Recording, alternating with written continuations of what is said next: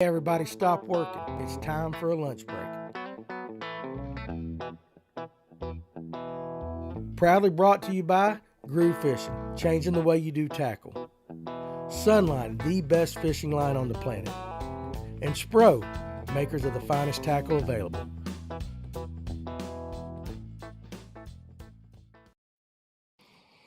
All right, what's going on, everybody? Hey, welcome to the lunch break. Starting a minute or two early today. Might throw some of you guys off a little bit, but I was just sitting here and I'm, you know what? Let's just go ahead and let's get this thing rocking. So, hope everybody's doing well today. Right now, I'm trying to figure out my TikTok, guys, as always. But yeah, there we go. All right, let's see if it lets me do the comments today.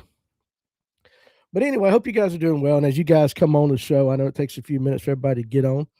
So I hope you're not working too hard. Thursday, got some more snow in the forecast, guys. You know it's coming. And it's been interesting. I still got sleet on the ground in my yard and on my steps and everything from last weekend. Right? So it's been that cold. It's gonna get really, really well digger Montana Hank Williams Jr. cold. Um, what's going on, Coleman? Cam? Gonna hop off in a second. Got to call my best friend back home. Got to check in on the buds. Afternoon. Yeah, listen, that's something too. I uh I knew Mississippi and all that got hit pretty hard, Jeff. I didn't really realize till I got reading this morning about some of the stuff, just how bad parts of Mississippi and Tennessee got hit with this ice storm and what they're still dealing with. And I mean, I feel kind of guilty for not knowing.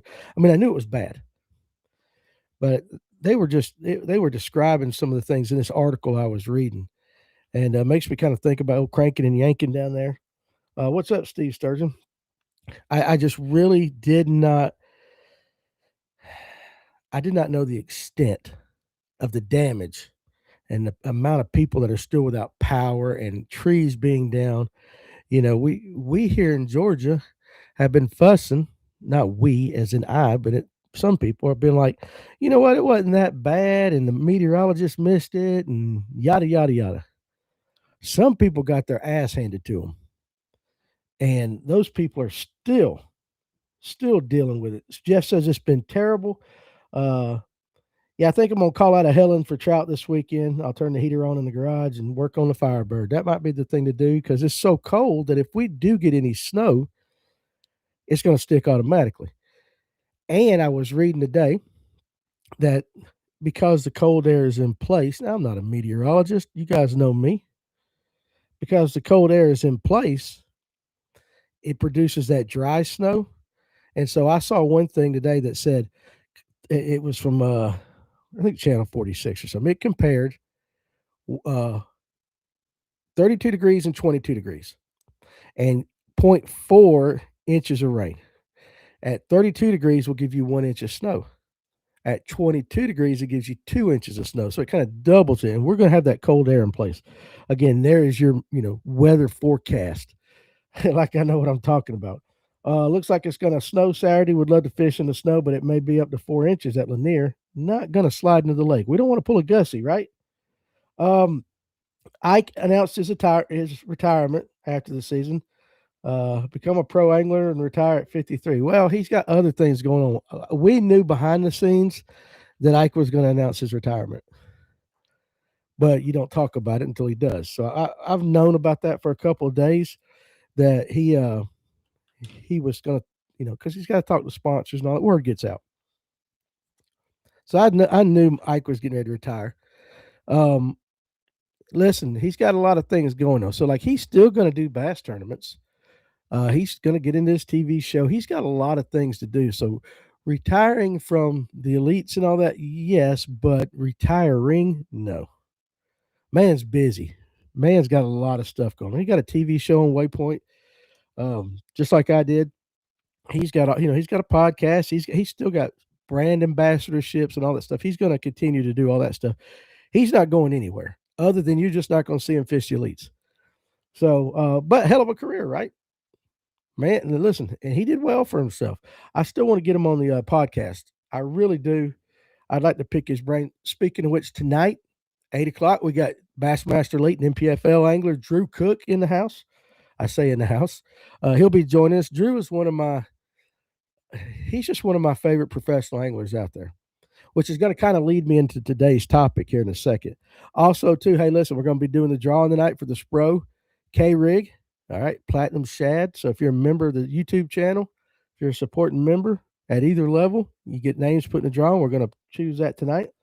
What's up, John G? And as Purrs, good job last night, Alex. Cam says 17-degree high, 80% chance of 1 to 3 inches with up to 20-mile-per-hour winds in Helen on Saturday. And Jeff, I didn't see this. Now, listen, again, I was telling you guys about Mississippi and all that. We might not get power back for another 2 weeks. All right. TikTok, Josh Abernathy, 802. Do you know if the strippers are on the points yet throwing long A bombers, or are they still deeper? Well, the strippers, it's awful cold for the strippers to be out there. But I know I'm joking. You meant stripers for sure.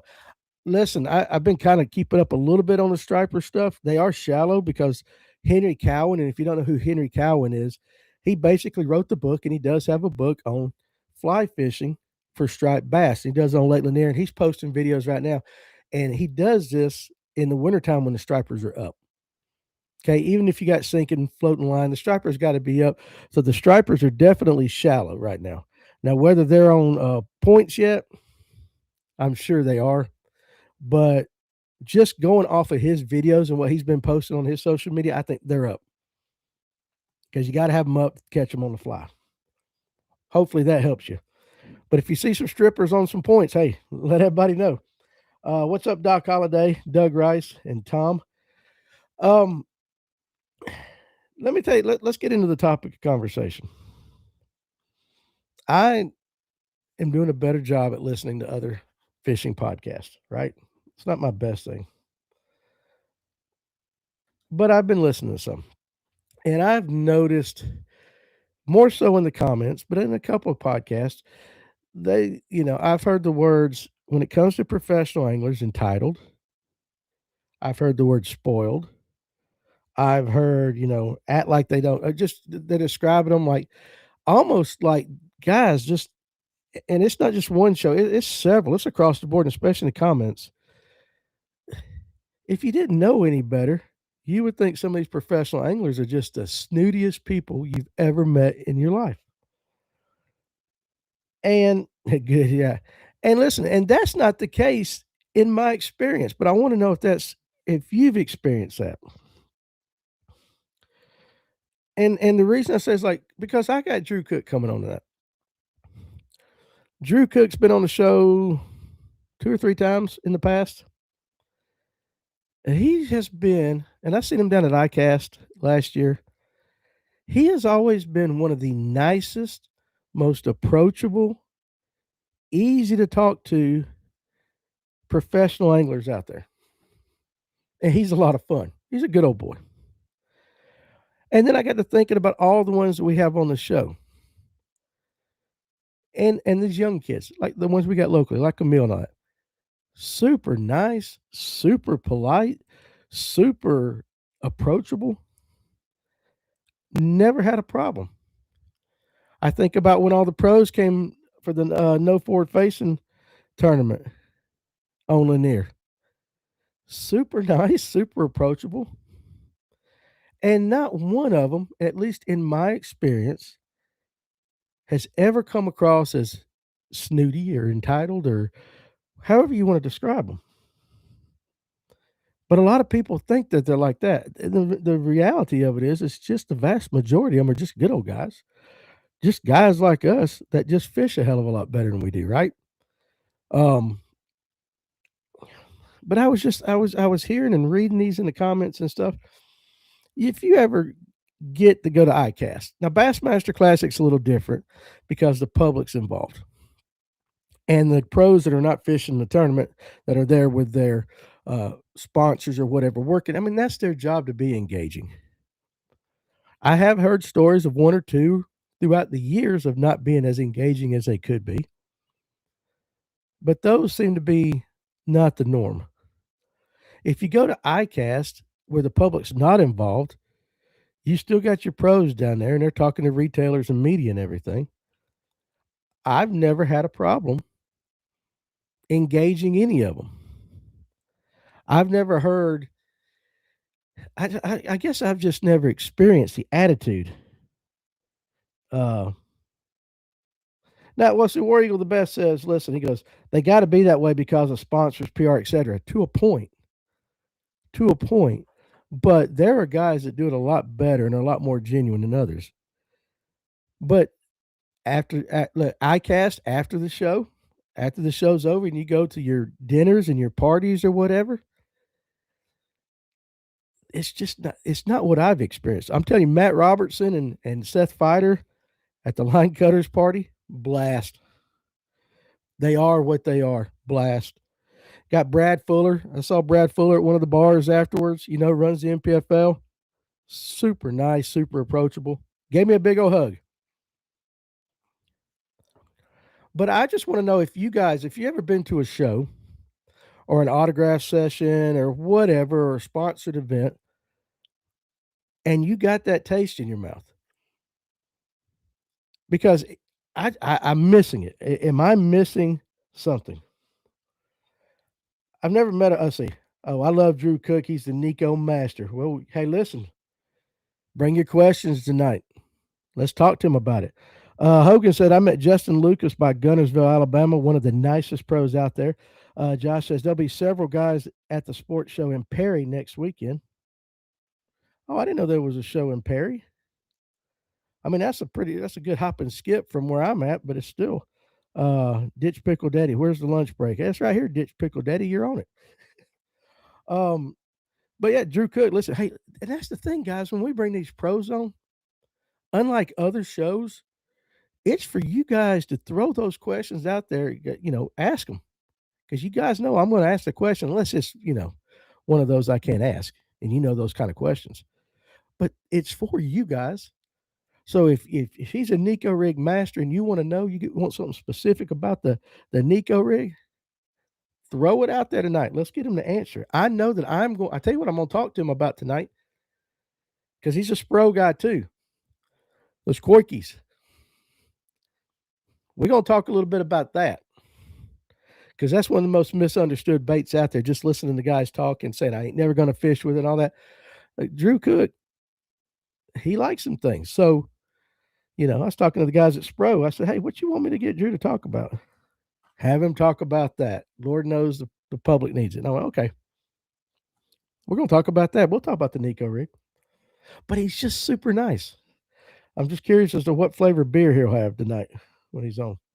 Cam said, I've never met a pro angler in person, but I would imagine, just like with any sports race, etc., there are some good and there's some bad ones. The thing is with fishing is most of us are good old country boys at that, and I find that to be true.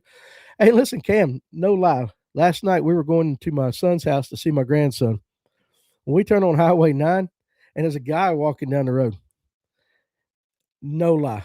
I went, hot damn, is that Cam? And my wife goes, what? I said, I know it's not, because I know he don't live nowhere near here. But that guy looks just like one of the guys that watches my show. Been up the shop a few times. You got what do they call him? Doppelganger or doppelbanger or whatever. You know what I'm talking about. Your twin. Doug says, I think the reason some people say that is some sort of jealousy. Yeah, maybe because they fell short of making it to the show. Let's dive in on that comment a little bit. But real quick, the Fisherama and Turkey Rama is in Perry next weekend. I ain't been to one of those. I went to the Buckarama a few times back when it came to Atlanta. And if they remember, they threw a Buckarama at the Georgia Dome in the first year it opened. And Hank Williams Jr. and Charlie Daniels and Martina McBride, they actually did a concert one night of the show. Big event. I slept through Martina McBride, though. Charlie Daniels and Hank Jr. were great. Let's just say we had been tailgating a little bit. But I think that'd be pretty cool. I wish they'd do it closer. This is, hey, Doug, hold on a second, because this is absolutely a fantastic question on TikTok from DM429. Why is there an assumption that all fishermen are good old country boys? Think about that. That's actually a good question. and it's one I can't answer. Just I would say fishing is more prevalent with the country boys, um, but city folk fish too, you're right. He said, "Thank you." No, listen, you got me on that one. You absolutely got me on that one. But it is I guess it's just there's a little country in everybody, right? Just like there's a little Van Halen in everybody. You just gotta bring it out. But that's a good question, and you know what?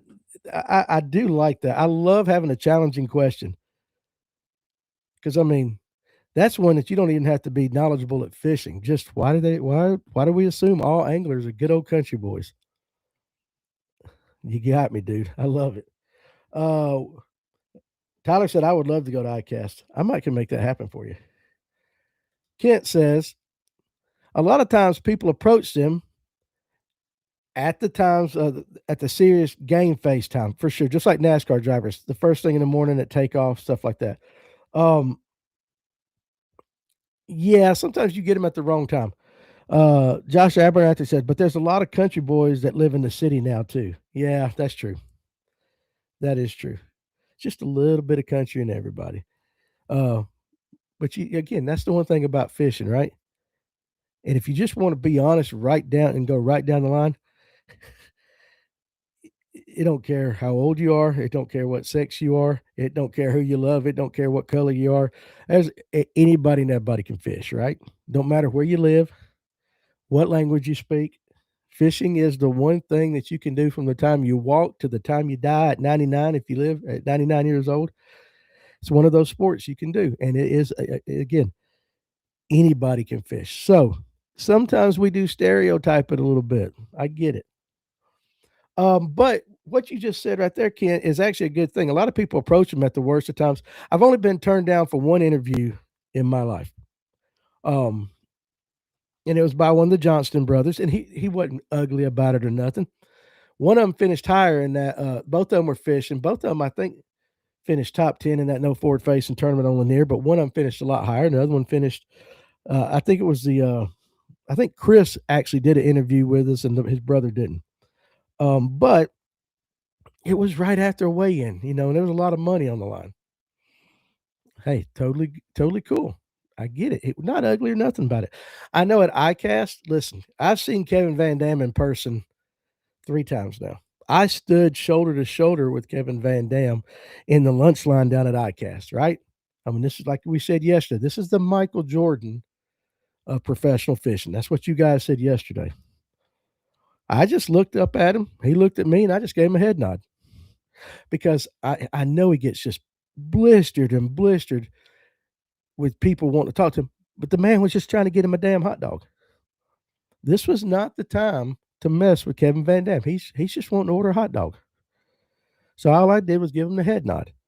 Now, would he have talked to me then? Maybe, but it was just one of those things. It's like, yeah, this is not the time. Not the time. I think people, Steve Sturgeon, I think people don't distinguish between watching an angler in the heat of the competition as opposed to when the pressure is off.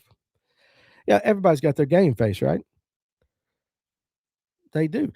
In everything, we have a game face. Everybody's got one. I can be having the worst day imaginable, which I'm not, but I could be.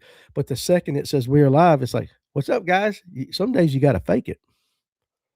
I don't have to fake it too often. I'm pretty happy, but I get it. Okay, yeah. Jeremiah said, yeah, we talked about that. Yeah, Ike is retiring. Uh, hey, listen though, a lot of other pro legends are too. Listen, guys, Ike's been in the business for what, 30 years? I think Clint said that the other night. 30 years or close to it. We are all getting older. It just all your favorite musicians that we grew up with from the 70s and 80s, they're going. All of these anglers are retiring. It's a circle of life, right? But yeah, it's he is definitely he's retiring from the elites. He's still going to be doing a lot of stuff like we talked about. I didn't watch his official thing. I was just reading on what other sites had said about it. Um, but but he's going to be around. Uh, I've met many pros over the years. I can tell you all were super cool except for one. Yeah, that's what I'm saying. I mean, the majority of them are. You can, yeah, there's always going to be that one. Um, Hopefully, when he wasn't super cool, it wasn't in one of those situations where he should have been super cool, like, at a classic or something. But you never know what's going through a person's mind the day you talk to them. Okay. I always said this. It got me in more trouble than than anything. But back when I coached, I always had a saying, and I said it. I didn't say it to the kids and all that, but to the other coaches and all that. If Mama was nice to the referee the night before, we was gonna have a good game. If Mama was not nice to the referee the night before, there's no telling what you're gonna get. And you guys know what I'm saying. You don't know what happened to anybody before you met them. They could have just got a bad business cost. Hopefully, it was isolated, right? I watched Lee Livesey, that last video he put out, uh, that he made. Fans, let's see, drinking a beer with him, talking about Bush Light. Yeah, yeah, that's it. I'm the same with Drew Cook. In fact, when I talked to him down at ICAST, we were talking about is it Bush Light Lime or Apple? I mean, we're sitting in the middle of ICAST. He comes by. I try to trip him. He's like, "Hey, dude," we get to talking, and instead of talking about what you should be talking about at ICAST, we're talking about what flavor Bush beer. Paul wants to know who it was. Listen. We don't want listen. He might be a guest on this show one day, so I don't want to call out too many names. I got to be nice. Uh, what's up, Superior Trailers of Georgia? How you doing, hon? Fine, fine establishment. If you guys are looking for a new trailer, that's the place. I'm telling you, I went up there and toured it and everything. Not everybody gets to tour a manufacturing facility every too often. That place is legit. Definitely, if you need a new trailer, call them up. They'll give you the Fish North Georgia discount and add 20%. Everyone fishes a Quirky too traditional. The secret is to fish it on a jig head minnow like a wacky rig or a minnow. Clint says some people are throwing it too, like a jerk bait. We might get into that. All right, here we go. Josh Abernathy on TikTok. The only issue I have with anybody that's professional is cheating, like those guys did a couple years ago. Well, yeah. Now, again, though, Josh, we got to define the difference between a rule infraction, a rule violation, and outright cheating. You know what I'm saying? I mean, there are some that get this DQ'd for a rule infraction that was not like purposefully intent like cheating. We got to as long as we can, keep that line and not really dig on those guys too hard. That's a little bit different. There's a little more grace, or should be some more grace extended to those guys. Um, you know, if they didn't, maybe not this ain't the right way to say it. They should have known the rule, but they kind of screwed up or something. Then it is like fish in a basket. That's two totally different things. But I get it. Let's see. War Eagle the best. Danny, why are pros in the 70s? Why pros in the 70s and the 80s weren't that nice? Because the sponsorship part wasn't that big back then. These pros won't fish if they don't have sponsors. Corporations dictate everything right now. All right, let me give you my take on that. Corporate sponsorship dollars are very hard to come by in professional fishing these days. Lord knows just podcast sponsorship dollars, because everybody, listen, there's a piece of pie in every industry, right? Okay. I want you to sponsor a podcast. Well, so does 2,348 other ones. Okay. So there's X amount of dollars. Yeah. Corporations do have the power to kind of dictate what an angler says, la da dee, la da da.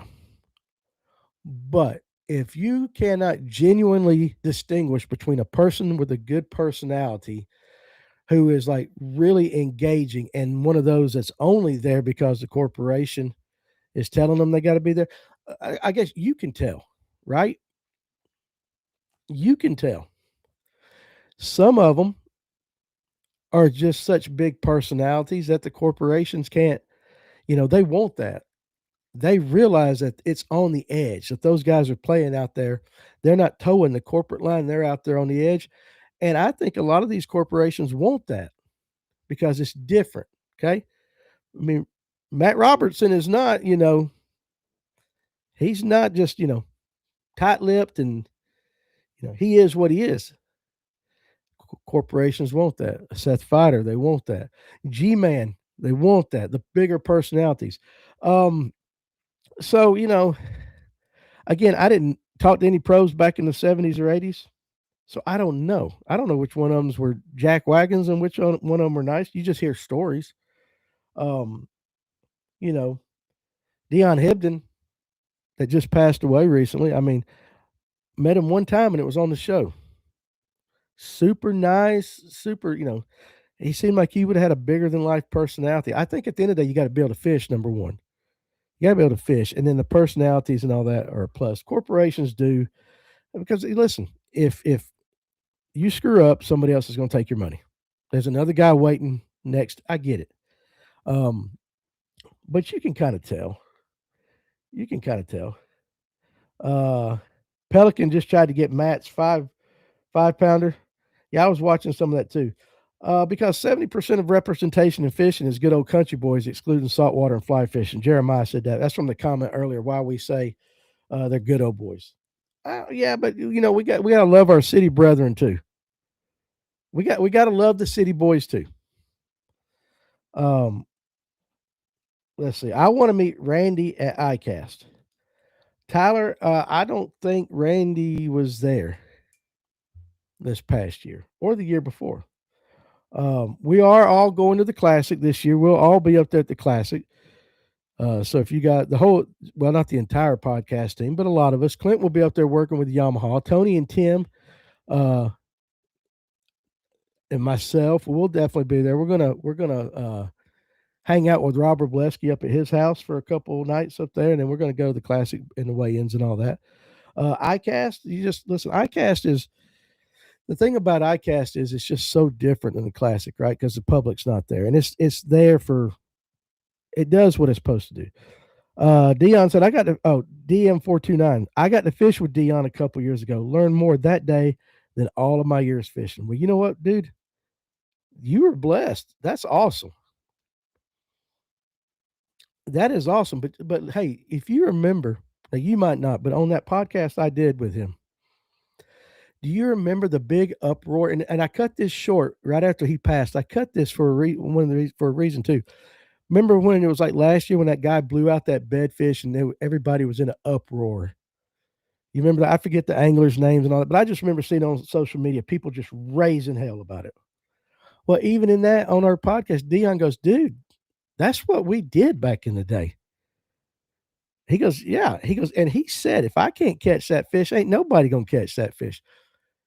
Difference in a public opinion, too, right? Back in the day, accepted. Today, oh my Lord, I can't believe they did that. Which I just found that to be totally interesting. Um, Tyler, you should go to the Classic. We just bring a whole Georgia contingency up there, and we'll just take over Tennessee.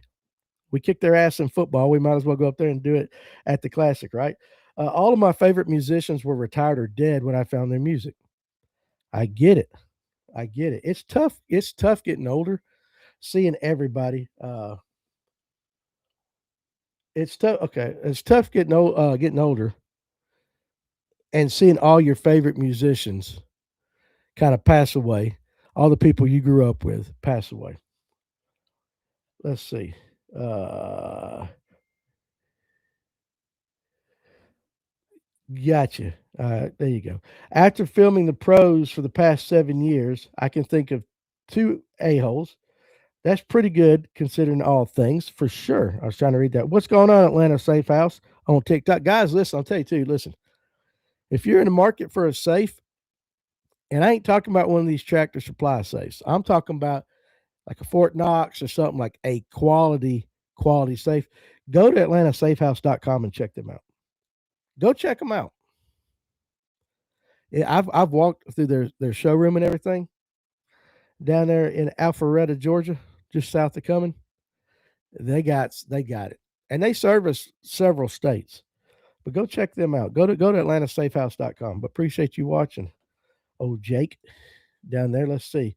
Remember, at the shows, they are on a timeline from sponsor to sponsor. If you try to talk to them walking from one to the other, they will not stop walking. And yes, right. Like, he's exactly right. They got to be in, a Sunline angler might be in a Sunline booth from 9 to 10. And then he's got another sponsor that he has to go to from 10 to 11, take a lunch, all that stuff. What's up, Kendra? Jeff Brazil. I was at a very large event for St. Jude's Hospital. Definitely not the place to be that kind of person, in that opinion. I wasn't the only one at the event that said that. And that's very unfortunate. Very, very unfortunate at a St. Jude event. I got a daughter that deals with children and all that. She's a nurse for special needs children and things like that, or children that's not the time for sure. DM429. Dion told me the biggest bag he ever had here at Lake of the Ozarks, he was crappie fishing. And hey, DM, listen, I've told that story too. I got an electric only reservoir right across the street. And I go over there and I bass fish. It's got some great bass fishing, but the biggest bag I've ever had, 5 fish, was me just goofing off one afternoon crappie fishing. And then I had a tournament the week after, and I brought that same crappie jig just to see if I could replicate it. Nope. Uh, I'm at Bill Dance, Orlando Wilson, Roland Martin. They were always as nice as they could be. Bill Dance was very, very nice. That was the one guy that I kind of got goosebumps with when I talked to. Tom says, I have a letter from Ray Scott back in the day. He always kept an interest in bass fishing innovations. Yeah, absolutely. That's pretty cool to have. I'd like to have a letter from Ray Scott. Pelican jumped on his boat trying to get his 5-pounder. That's down there. That's the dual threat? Is that what you're watching today? Cam said a no wake violation is way different than weights in the guts or nets. Yeah, for sure. Former classic winner. Okay. You guys just read that comment from Jeff. That will let you know who he is talking about.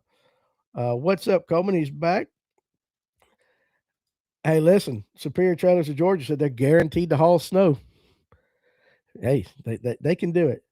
And I listen, and personally, I know you. I again, what I sent you to the other day via text, I definitely mean it. Okay, thinking about you guys.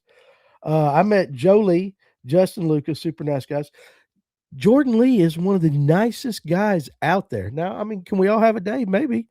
But every time I see he's been on the show, every time I see him at ICAST or something, he came in the store, he sit and talked. He's just super, super nice. And that's the thing about it. I just don't get all this. I don't know. I don't know. I don't see it, guys. Am I missing something? Um, let's see. Okay, how about Clint? Remember, some people go fishing to get away from people in general. Mm-hmm. In the pros, some of these guys are big introverts trying to convert to be more accepting of the fans.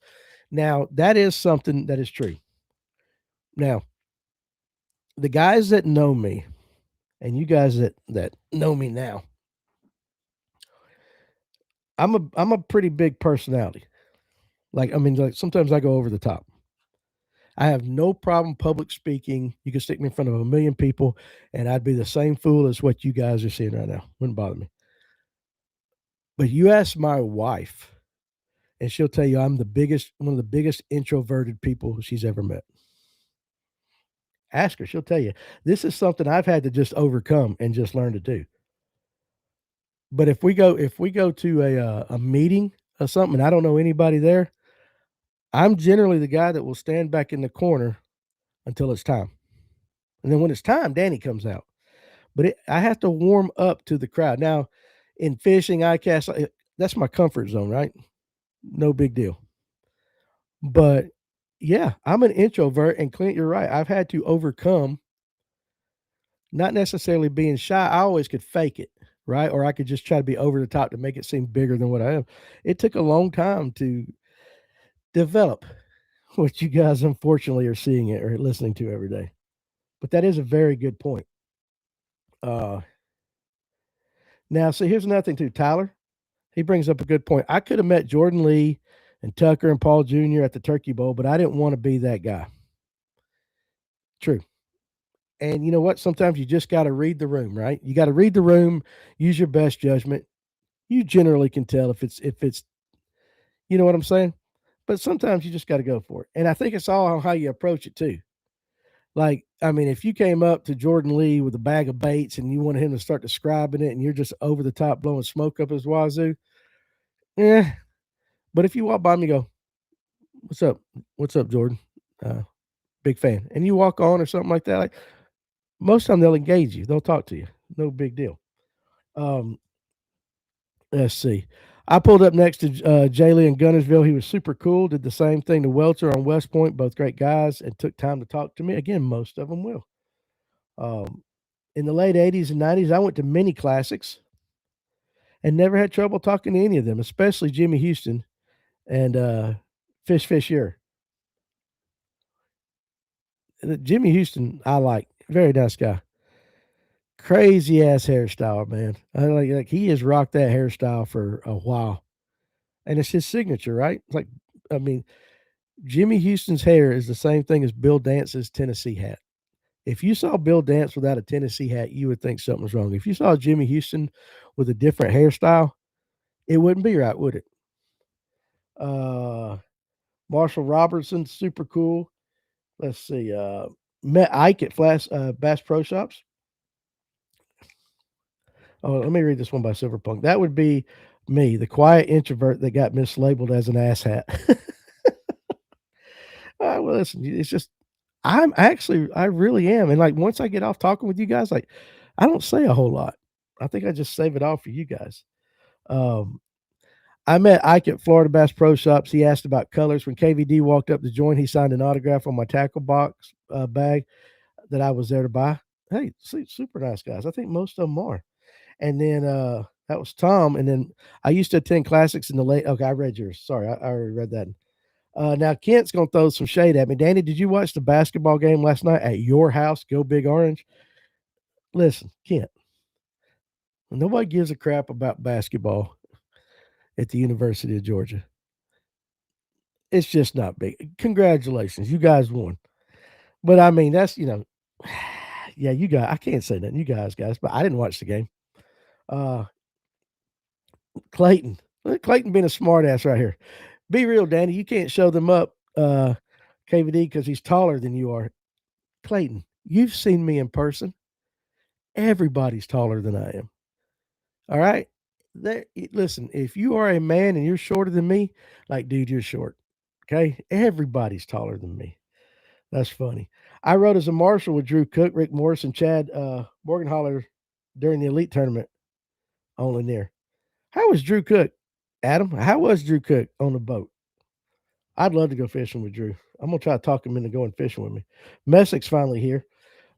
Jeremiah said I used to work for Neiman Marcus in Atlanta at Lennox for 3 years and seen him met celebrities all the time, but I never bothered them for nothing. They're just people like us at the end of the day. Uh, and I think I am taller than Tucker Smith and JT. I think I'm taller than him too, and I am taller than Trey McKinney because I mean Trey McKinney was in the booth across from us at ICAST when I was talking to him. I am taller than him, but there ain't many. But listen, that's the one thing I listen at fishing too. I was talking about you can do it. Strength, body size, and all that, you can throw that out the door too. Fat guys can fish, short guys can fish, and they can fish at high levels.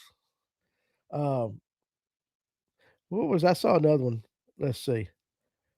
I used to be a huge introvert, still kind of am, but I'm working on it. Listen, we all know what our strengths are and what are not, but sometimes it is hard to engage. And I am one that tries to be polite about if you go to a conference or something like that and they're talking to somebody, like I'm gonna let them finish that conversation. I'm not gonna go like kind of stand and force myself into it. Uh, I'm 5'7". I am 5'7". You guys want to know? Y'all want my stats? Huh?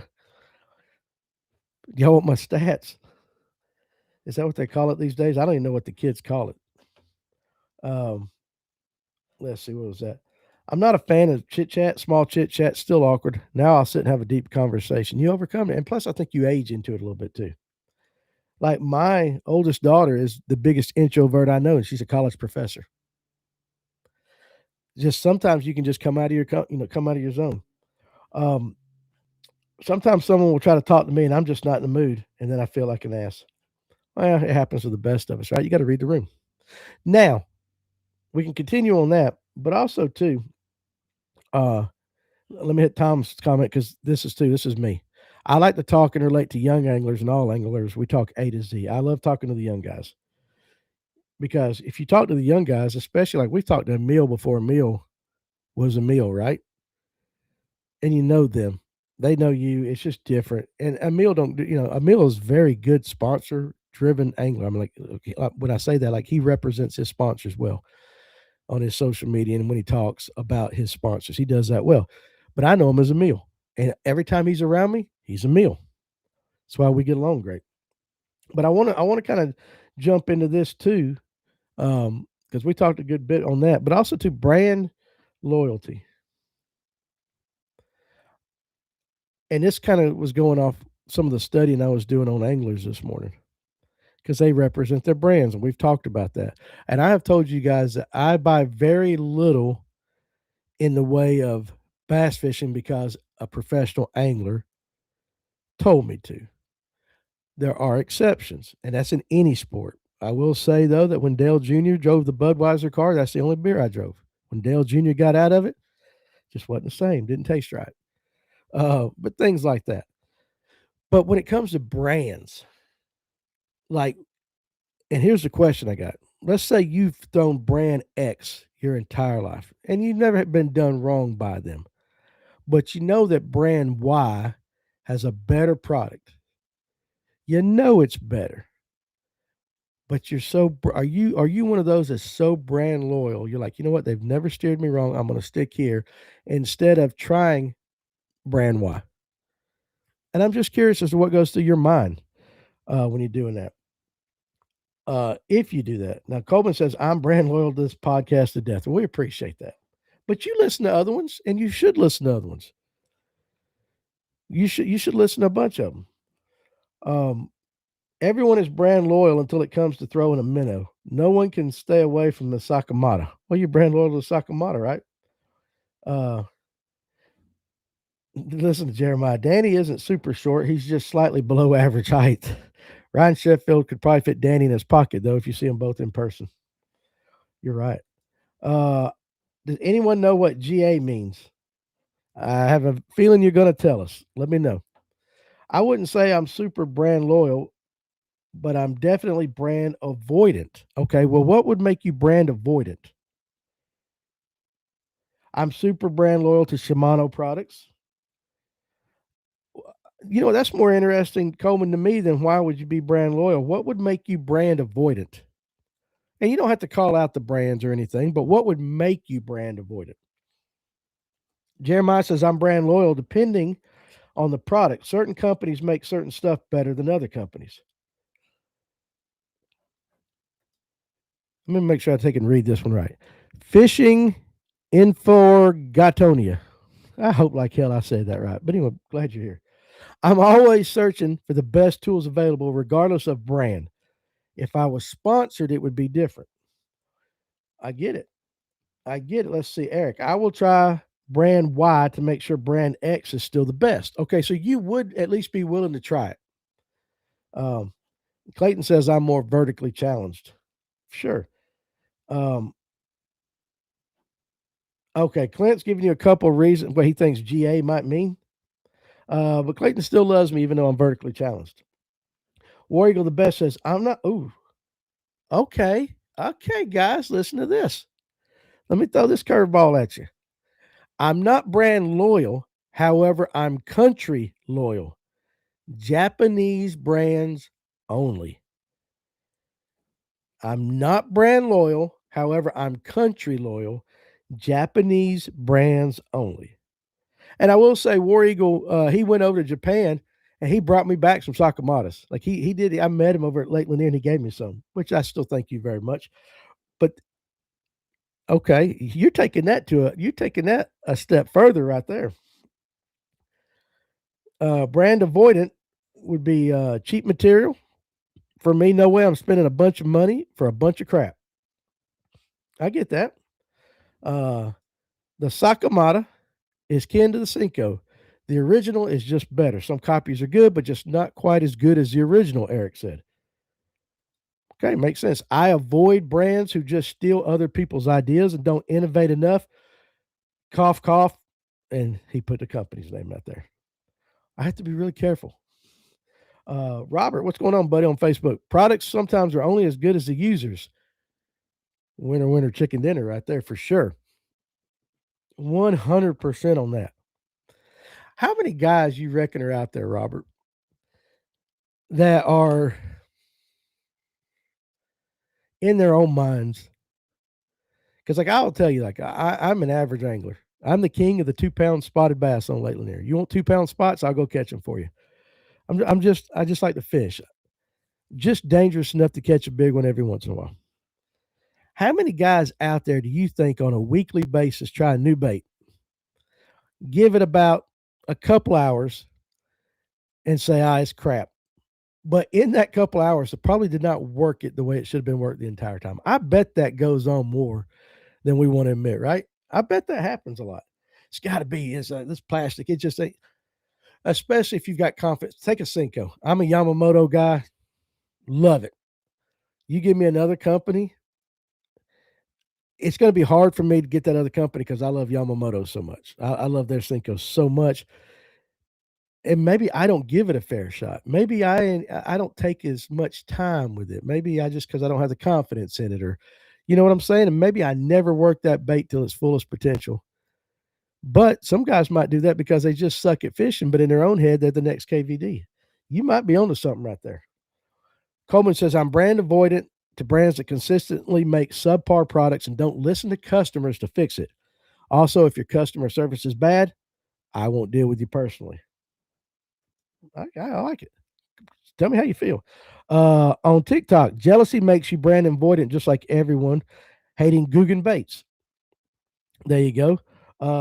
Is it T Moser 11? I'm brand loyal to Lose. I've used them my whole life and also loyal to G-Man's jigs because they work for me. Hey, get it. Totally get it. Oh, here we go. I didn't read Cam's real quick. Let me read Cam's. If it works and I stick, and if I ever have to reach out to customer service and how they handle business can make a difference. Josh on TikTok says, I think soft plastics, I'll work. However, the Yamamotos and the Zooms hold up better than some of the other ones. I think it was what he was going on to say. I just like, listen, I hear a lot of people fuss about Yamamoto, like the Cincos, like, man, you're only going to catch 1 or 2 fish. Yeah, but I'm going to catch that fish. That's just, I have confidence in that bait. Confidence is the key. Fishing said, where's that at? Let me read that thing. La la la la la. I'm a bit partial to brands that are local to me, assuming they have good quality products. So I mean location, but not damn War Eagle the best location because he ain't buying nothing unless it comes from Japan. But you know what? That's people do that with cars and stuff like that too. They're like, I'm only going to buy this car or that car. I get it. Confidence is the key. That's how I am with Kitex. Although they only last 1 or 2 fish, I know they catch them. Why change? Now, Tyler said Guggen baits, they don't innovate, they just copy. I don't know that to be true because I don't throw a lot of their stuff. I'll take your word for it. But, you know, I'm just reading the comments on both TikTok and here and just kind of seeing the difference. I think when it comes to brand loyalty, customer service makes a big difference. Hopefully, you never have to use a company's customer service, but that makes a big difference. Customer service. Okay, Eric, customer service matters 100% to me. I will have Garmin on my boat in some capacity because of their customer service. I've had great experiences with them. Now, Jeremiah, we know you do. I buy tackle literally every week, but stay loyal to the same probably 20 brands for most things because of consistent results. For example, if the box says Rapala or Rapala, it catches fish. Ditch Pickle Daddy on TikTok says, I prefer small businesses. I'm loving how you guys are kind of, and I don't want to use the word justifying because you're not justifying anything like anything's wrong, but how you're making your choices, your decisions, your brand loyalty is figured out. Jeff Brazil says, I use the dingers. Them damn Yamamoto baits do tear up easily. Plus, my buddy works for Pradco. Listen though, I've said this before. This is the way I compare Yamamoto baits to something else. Like it always goes to the Jeep for me. If you buy a Jeep, don't bitch about the gas mileage because you know you're buying a Jeep, right? If you buy a Jeep and then complain about gas mileage, you should have never gotten a Jeep to begin with. I'm the same thing with same way with Senkos with Yamamoto. When you buy a pack of Yamamotos, you know you ain't gonna get as many cast out of them. You ain't gonna, but they catch fish. A Jeep is designed to go off road, unless you're one of those guys that like to stick rubber ducks in there, which I still ain't figured out why people think that's cool. But I get it. Japan has the automotive world on lock. I operate on functionality. Coleman always uses these big words. I 100% do not care what brand item I use if it functions well and meets the description/expectation. I tried 10 plus brands of jerkbait rods at 3 stores before buying mine. Coleman, what rod did you end up getting again? I know you said it the other day. You said it the other day. What rod did you end up buying? Most of the Japanese companies seem to be responsible for 75% of the innovation in the bass world. It could be that. I don't know what the exact percentage is, especially with baits, rods, and reels. American companies are good at innovating with electronics. Okay. Conan, what's up? My man. A lot of folks won't want to admit this, but who a company has repping their brand matters for customer perception. That's true, Paul. That's very true. A lot of guys won't admit it, but that's yeah. I mean, it's crazy what goes into all this. Man had to. Oh, you're back. So there you go. Doug's back now. Warranties and conditions make a difference too. I'll buy Shimano reels, but not their rods because their warranty sucks. I'll go with St. Croix instead. I don't know about the. I mean, I don't. I've never had to deal with that. Sometimes, let me ask you though. Sometimes, is it worth if the rod is so great? Can you just kind of overlook a warranty? That's a legitimate question. Like, I mean, let's say a rod, and I'm throwing this out. This is totally hypothetical. Let's say you pay $500 for a rod, and it is the best rod you've ever had in your hands. Most sensitive. You can feel a fish fart from 10 acres away. But if you break it, it has zero warranty. Zero warranty. But it's that good. Now you got $100 rod that is nowhere near the ballpark, but if you break it, it's free replacement. If there's a huge difference in the piece of equipment, are you going to overlook the fact that it doesn't have a warranty? I'm just asking. It's a hypothetical situation. Every bait in the industry is a knockoff from something else. That is true. At this point in fishing, you're not reinventing the wheel, right? Uh, let's see. Old swim baits. Old swim Cinco is hard to beat though, Danny. They do have good stuff. They do. And listen, I'm giving you a hard time. I throw yum dingers too. I will throw yum dingers too. Depending on the lake. Depending on the lake. And if I know, like I fished a tournament over here at Latham with Blake, and I knew the wacky was going to just absolutely slay that day. And I got 100 pack of yum dingers and just straight green pumpkin. And I was throwing mine weightless wacky, and he was throwing his weightless Texas rig. And I know out of 100 pack, at the end of the day, we had 30 left. We caught that many fish. We couldn't find the big ones, but we caught that many fish. Now that would have, I mean, that would have cost a lot to do that with the Yamos for sure. But if I'm on Lake Lanier, I'm throwing a Yamamoto in a certain color every time I go. Um, I have one color of Yum Dinger, and it was because Danny recommended that color. No, they do make some good colors. I'm gonna tell you the most overlooked Cinco color, and it does. If you get it, I don't care what brand it is. I don't care what brand it is. The green pumpkin amber. If you got a darker green pumpkin top, and it can have some flake in it, whatever, with an amber colored belly, that thing will catch largemouth and spots all over the southeast. That is a very that's a good color. Ghillie suit's a good color. There's all kinds of good colors, but I tell you what, if you can, I don't know if that's the one I told you, Eric, But if you can find a green pumpkin with an amber belly, buy it. Tyler Shelnut says you cannot beat Shimano for their rods and reels at every price point, whether it's SLX or the Conquest. So he's definitely Shimano uh, loyal right there. Clayton says, I'm not brand loyal. I try to shop at the small mom and pop stores for my lures. Absolutely. Absolutely. But that's sometimes there's some things you can't get, right? And I will say this. Hold on a second. When we had the shop open, take VMC hooks.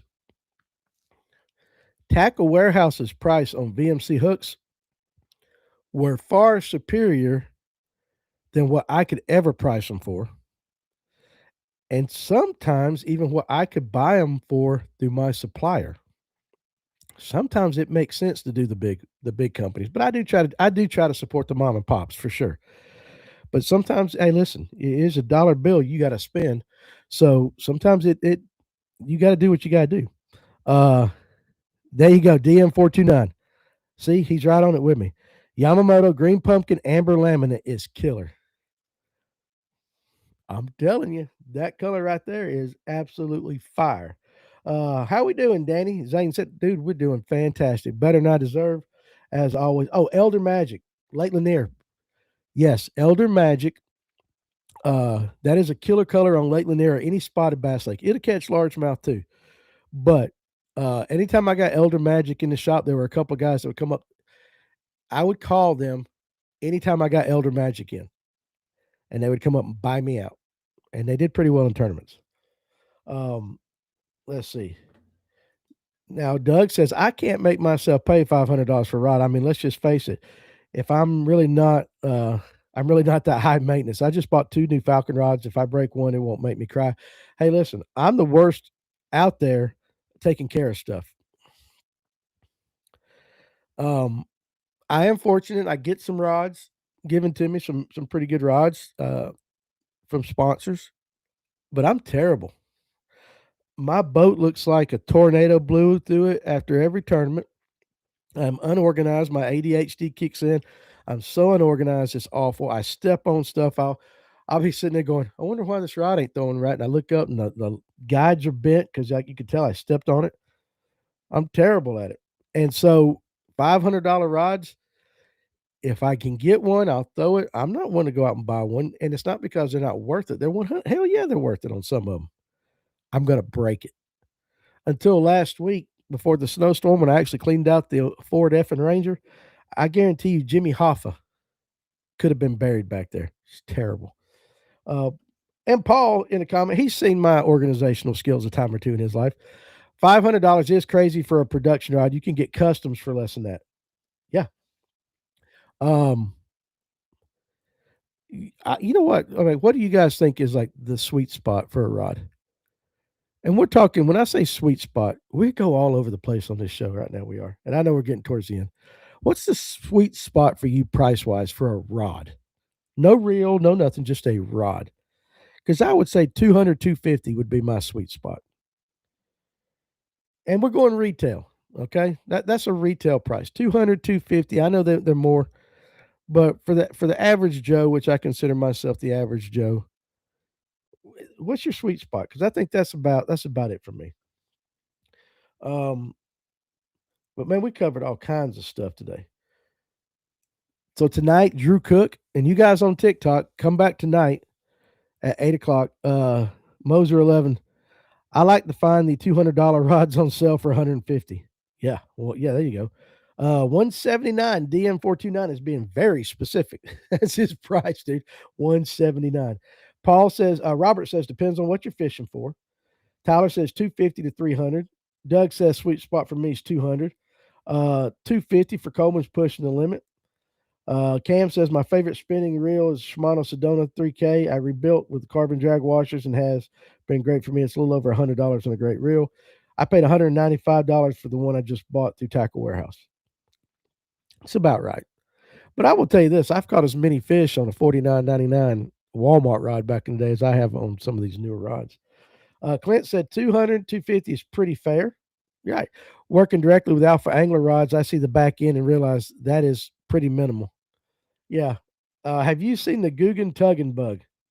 Zane wants to know. I have not. No, sir. I have not seen the Guggen Tuggin bug, but I'll look it up after the show. Um, Jeremiah says I buy $300 to $500 rods, but only at sale price. So I say the sweet spot is about 225. Certain techniques I'll cheap out though. Yeah, it depends on what you're doing. Paul says depends on the stick, but $200 is about top end for me. If you shop around, you can get crazy value in the 150, 175 range, and you can. And you got to be a coupon cutter. Any of you guys remember your moms or your wives or something being coupon cutters? Oh, it always drove my ass crazy. My wife did that for a while. We go to the grocery store back before you could get them to bring it out to you pre-COVID, and you go in there, and Amanda pulls out her coupon stack, and it almost feels like shame. like like I'm almost like I would just assume pay full price, and you pull out that stack of coupons and watch that woman go dink, dink, dink, dink. It's just like I hated it. Saved a lot of money, but I hated it. I had to go out buy like 2 Sunday papers back in the day because it's back when you had to cut them out. Um, I'll buy an expensive jig rod before I splurge on a crankbait rod. Got that? Clint says, I do have that one that is $500, and I treat it like it's a little princess, as you should. Um, Tom says, I have to play cards, win at the casino to pay for a signature rod to fish a tournament with for sure. Clayton said, I spent $180 on a rod during a day tournament on Seminole. Doug says, Clint, he would leave that $500 rod at home. $49.95. Lose Hank. Pull this up, John G. $49.95. Lose Hank Parker 6'8" medium heavy. I'm poor, but you know what, John? You're not poor in spirit, and you catch fish on it, right? Hey, listen, at the end of the day, a damn Zebco 33 two-piece has probably caught more bass in history than any other rod out there. I mean, you ain't going to do every technique with it. How many of you guys, back when we were younger, we pulled out big-ass bass out of ponds on a two-piece, whatever it's made out of, pistol grip Zebco 33 with 10-pound freaking glow-in-the-dark blue strand. Now we're all bougie. But we did it. We didn't know no better back in the day. We didn't have nothing else. And there is no shame in that, John G. Seriously, you catch fish. I actually think it's more impressive with guys that, and I don't want to use the word, let's just say equipment that guys, there's always that guy. John's probably one of them. Okay. They show up, they ain't got the fanciest boat, they ain't got the fanciest rod and reels, but they kick your ass every time you fish against them. Right? You guys know that guy. I got several $300 swim bait rods. My conventional gear about $200. One 1999 carbon light. Yeah, you know, I am getting me another Spro KGB swim bait rod because I gave Big Bait John mine, and I'm gonna get that new swim bait reel that Spro's got coming out. I am gonna put me a swim bait combo together so I can throw some of these big swim baits and all that, so I can actually take part in the conversation every time we talk about it because I feel like I'm getting left out. Paul said we didn't know better, and neither did the fish. What changed? That's it, Paul. I probably listen that best day I ever had over here on Latham. I was throwing a Zebco 33 two-piece rod with a crappie jig. I just went over there to catch some crappie, and that's all I ever catch crappie with. I don't get fancy. And I had 20 plus. My top 5 fish were over 20 pounds on Latham. Couldn't replicate it. I tried to do it in the tournament the next week. Couldn't do it. But they don't know any better. By the way, anybody looking for great rods at a great price, I've enjoyed the Mega Bass Levante rods, $200 a piece for JDM quality, from Ned rig sticks to big swim bait rods. Clint said, I use that $500 rod more than any of my others, though, so it's worth it. I recommend spending a little extra coin on the rod that fits the technique you fish most. For me, my Minnow and Nico rods are my most expensive. True. Lanier is let's see, Josh Abernathy. Lanier is a Georgia, or are you asking if it's in Georgia? Oh, okay.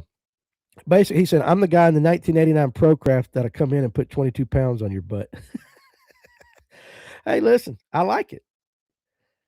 And I probably get along with you better than I would the guys driving $100,000 Icon. I mean, I can be a chameleon. but you're more my speed. Normally, the higher end rods are lighter, but some can still be too top heavy. NRX rods are super light, super durable, and tough, but don't sit on one. I don't know if you've heard the story. I got a brand new NRX, didn't even cast it. It had electric only terminal over at Latham. I leaned it up against, I was in the front of the boat, leaned it up against my chair just because I don't know what I was doing. It totally forgot about it. I sat down on it, broke the tip off of it because my fat ass sat on it. And I never got to cast that rod. Now I got another one, but I ended up trading it for another rod. I never threw that NRX ever. Probably should have. Um, Shimano X rods bafflingly light too. All right, we've gone an hour, a little over an hour. So tonight, 8 o'clock, right here, TikTok, Facebook, Live Well on YouTube. Drew Cook's gonna be in the house. Bring your questions for him. If you want to know something, pick his brain. Let's make him work tonight. But again, back to the original conversation. Drew is one of those super cool pros, man. Super cool, super nice. Never had a problem approaching him or anything. I shot him a text. I said, "Hey, dude, you got some time to jump on a podcast with me?" And that was during the lunch break, right before the lunch break yesterday. And you guys remember he was answering me back during the lunch break. So, anyway, you guys be good. I'm going to go do some work, and then I'm going to be back at 8 tonight. So I hope you guys join us, and we'll go from there.